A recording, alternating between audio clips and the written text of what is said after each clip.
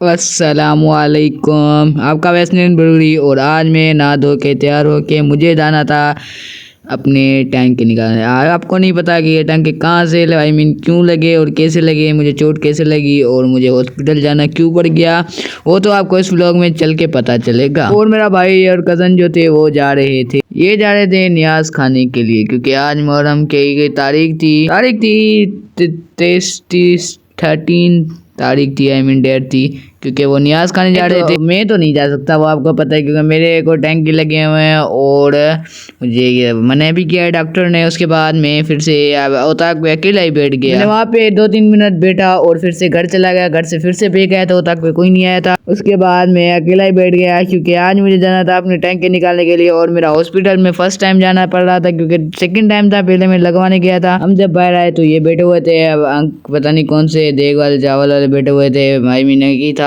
उसके हमने उससे पूछा कि आप कौन है और यहाँ पे क्यों खड़े हुए हैं। उसने हमें कहा कि वो जिसके हैं वो सामने उसकी औताक थी। और हमने उससे पूछा कि आपको वो मिले कि नहीं। उनको वो नहीं मिला था, इसलिए हम ठीक है उनको बोल के चले गए थे। एक बच्ची खड़ी हुई थी। उसके बाद हम गाड़ी लेके चले गए मस्जिद तक, क्योंकि हमको दावत भी खानी थी, इसलिए साईं अब हमारा उस्ताद आ रहा था, साईं रमज़ान। उसके बाद हम वो भी बैठा गाड़ी में और फिर से उसने हमको 2-3 चर्चे लगाए। सारा दिन मजाक करता रहता है, क्योंकि फनी है सारा दिन, जब भी देखो फनी बातें हैं कि इधर उधर। उसके बाद हम आगे दूसरे को पिकअप करने आए थे, क्योंकि गाड़ी हमारी फुल हो चुकी थी। मैं घर से ये सोच के निकला था कि ओनली मैं, लेकिन मेरा अंदाजा गलत था, क्योंकि ये बाबा ने तो सारा सबको लेके चल रहा था। उसके बाद मेरी दिल बहुत घबरा रही थी, क्योंकि टैंक के वो मुझे पता नहीं था कैसे निकलते हैं।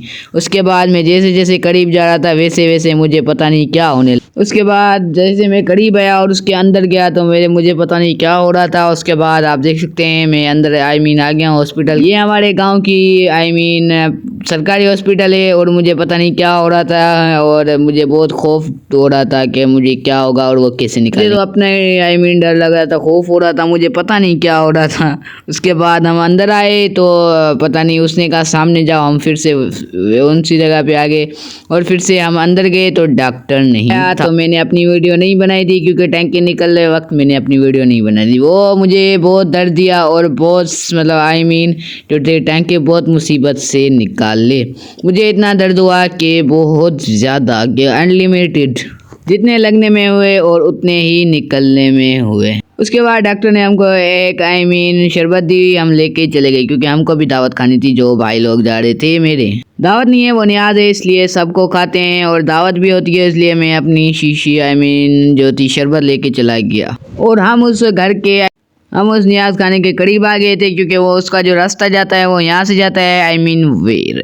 अब बाबा ने यहाँ से टर्न लिया, क्योंकि हम सबको वहीं जाना था, क्योंकि हमको ठिकाना था न्याज। और मेरे हाथों में इतना खूब आया ब्लड है कि मेरे हाथों पे और मेरे उंगलियों पे लगा था, फिंगर पे।